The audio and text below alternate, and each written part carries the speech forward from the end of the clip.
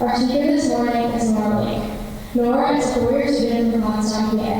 She's a member of the varsity indoor track and field and varsity group teams, and she's a prefect in law. She's also a proud roommate of Ryan Holiday. Nora?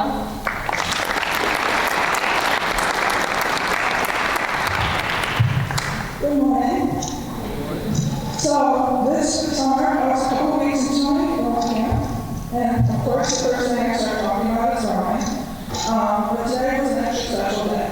And we were all waiting on water for talking, just getting ready for what we thought was going to be a really good day. And as the launch approached our boat, she yelled something. I couldn't pick it out, the coxswain heard it, and we spun our boat to get ready for practice. But as soon as we started our warm-up, we were greeted with a nice welcoming voice. We were greeted with mean comments on very tiny things that we were doing in her opinion wrong. We did fix that, of course. She knows better than us. She was our coach, but the whole practice was her yelling at us, telling us that we could do better, and just telling us we weren't doing that great, and the rest of us, we were just not tired at the end of practice, and it just felt like a very long warm-up. And at the end of practice, we were talking again. We were pretty annoyed, but we all thought it would just be one day. So we were excited again to kind of really get into it with her the next day. But the whole rest of the summer ended up being a very long warm-up, being told that we were bad for the really 3-hour long practices that we would have. And we were just pretty much miserable very often, as she yelled at us all the time. And my boat specifically, it was me and 4 other girls, including my coxswain. We were her main boat, so we got a lot of peer in the summer. And she basically just told us that we were slow, we didn't look good, we looked like we'd never owned before. And looking back at it, the comments were very creative, but during the summer, we were all very upset, we were all miserable. All we wanted was our goal, and no matter how hard we rode or how well we were doing in competitions, we could never get it. So at the end of the season, we were kind of just sick and tired, we wanted to leave. And I came into this my fall season here, my last fall season, rowing, and I was really excited. Because even though my summer experience was great, I know I could improve a lot. But as soon as I got on the boat, her voice came back to me and told me that I wasn't good enough. And my motivation and confidence was essentially fully lost, and I didn't know how to grow, how I used to grow without hearing her say really mean things into my ear. And no matter how hard I tried, I couldn't get back to how well I used to grow. Now, I always tended to stick with things I'm good at. I've been a perfectionist most of my life, and I hate doing anything that I don't feel good about. This has been a switch from sport to sport, favorite subject, and hobby to hobby. I avoid anything that I don't make me feel good enough. And this way of thinking has made my confidence incredibly fragile, no matter what I'm doing. Anyone could tell me that I wasn't good at something, and I would believe that. All of my favorite things have to do with whether I'm naturally talented or not. Chemistry, for example, I love chemistry.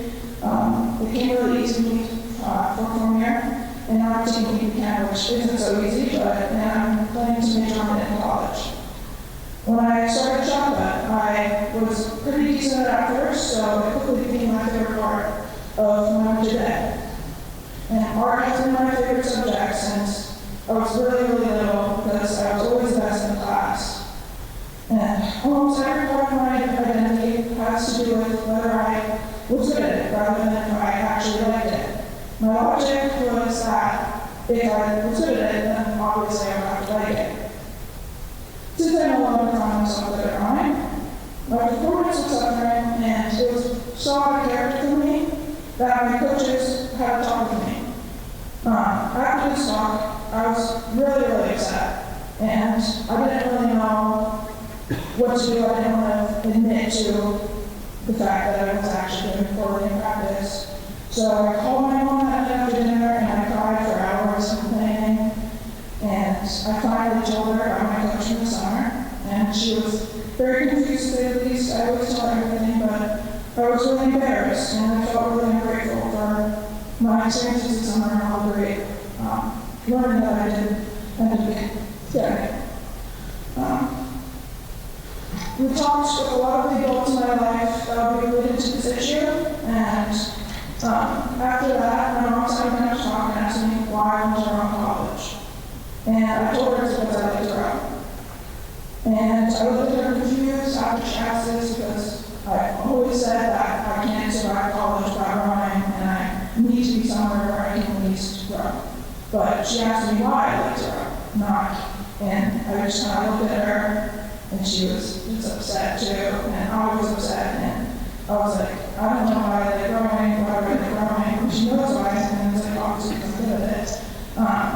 So I kept doing it, and I just sat there staring at her without an answer, and I just couldn't articulate why I liked this work that I'd done, and spent so much time in every game. The question she asked me caused me to go into a whole identity crisis this fall. I don't know why I liked any of the things that I did. I didn't know on a deeper level why I did them, other than I was good at them. I went really crazy this term, asking myself why I liked anything. It caused me to overanalyze every experience I had, my favorite classes, with my favorite people, and especially during rowing. I was so lost and confused, because I didn't know how to answer such an easy question. Eventually, after an embarrassing long time, I did find why I like what I like and why I do what I do. But I had to figure it out without mentioning anything to do with my peers, or my coaches, or my teachers. But I finally know why I like to row. I finally know why I like science, why I like to work out, why I like to draw, why I like everything. And I like it for myself now. Helped me realize that I'm not good at everything. It was really hard to deal with at first, my first few years here, but as I approached my last months of my long-haul career, I regret giving up on so many things just because I didn't feel good enough. I missed out on more experiences than I can count because of the anxiety of messing up.